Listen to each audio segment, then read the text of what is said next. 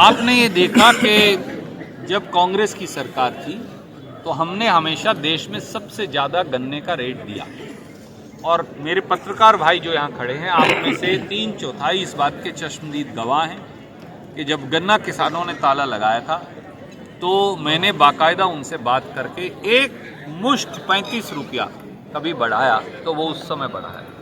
और हमने कहा ये कलम पड़ी, ये कागज़ पड़ा, आप सरकार के मालिक हैं, आप जो लिखेंगे ऐसा लिख दीजिए कि मिल चलती रहे, मिल बंद ना हो जाए और आपको अच्छा रेट मिल जाए। मिल हम इसलिए नहीं चलाते कि हमें उसमें से मुनाफा कमाना है, मिल इसलिए चलाते हैं कि मजदूर जो है, किसान जो है, उसको अच्छा रेट मिले।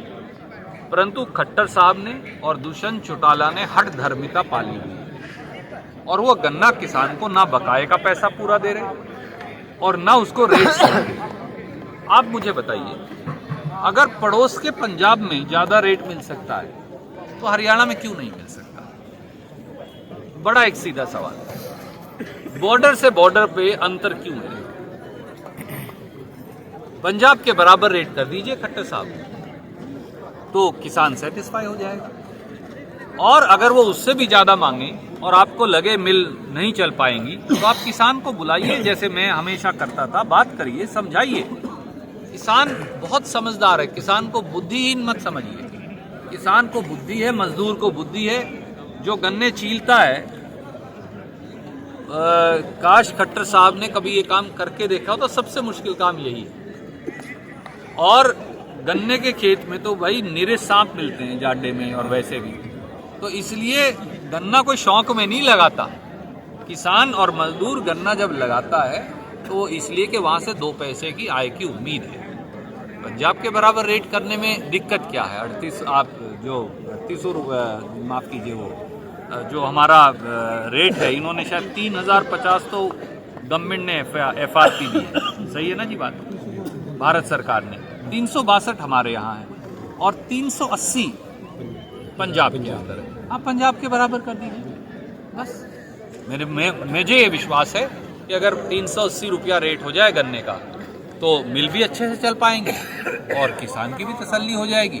ना किसी को ताड़ा लगाना, ना किसी को एजुकेशन करना।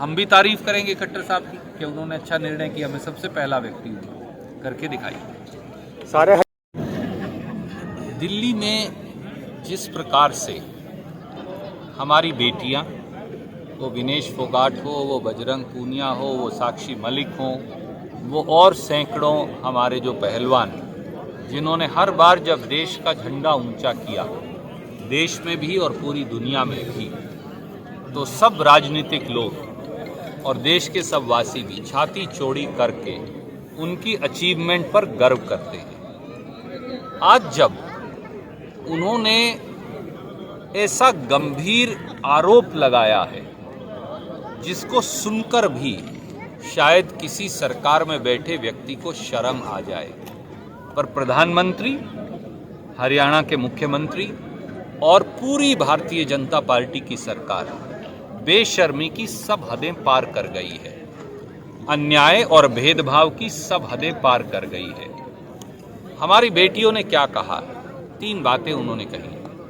नंबर 1, भारतीय जनता पार्टी के सांसद जो कुश्ती संघ के प्रधान हैं, उन्होंने दर्जनों महिला पहलवानों का शारीरिक शोषण किया। ये बलात्कार है।